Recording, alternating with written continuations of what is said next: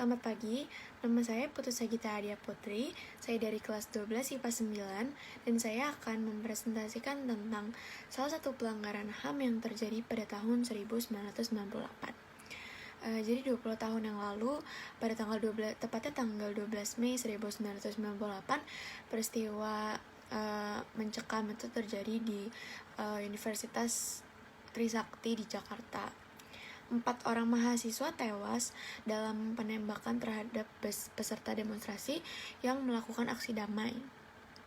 Tragedi Trisakti menjadi simbol dan penanda perlawanan mahasiswa terhadap pemerintahan Orde Baru.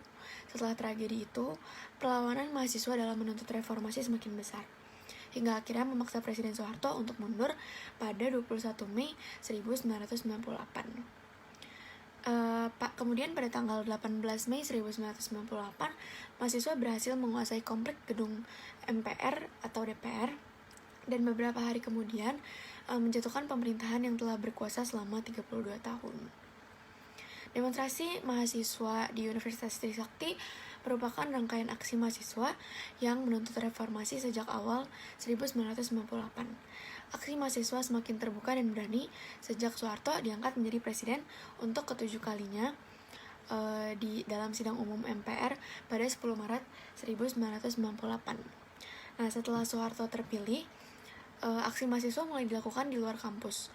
Aksi di kampus Trisakti pada 12 Mei 1998 tercatat sebagai salah satu demonstrasi mahasiswa terbesar yang dilakukan di luar kampus.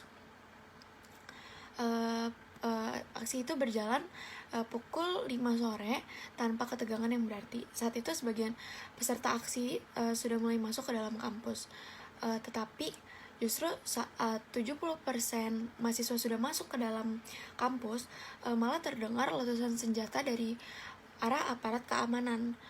Jadi sontak masa aksi yang panik kemudian berhamburan, lari tunggang-langgang ke dalam kampus. Ada juga yang melompati pagar jalan tol demi keselamatan dirinya.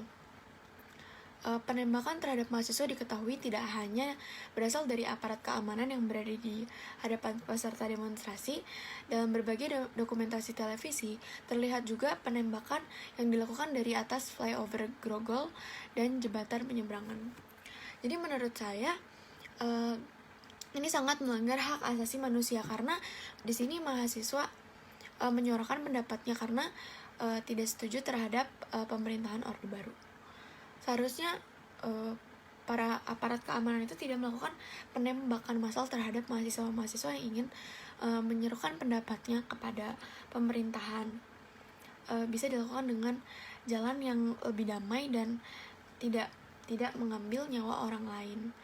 Jadi menurut saya ini sangat menghilangkan hak asasi manusia, terutama pelajar yang saat itu menjadi mahasiswa dan melakukan pembelaan. Sekian presentasi dari saya, kurang lebihnya mohon maaf dan terima kasih sudah mendengarkan.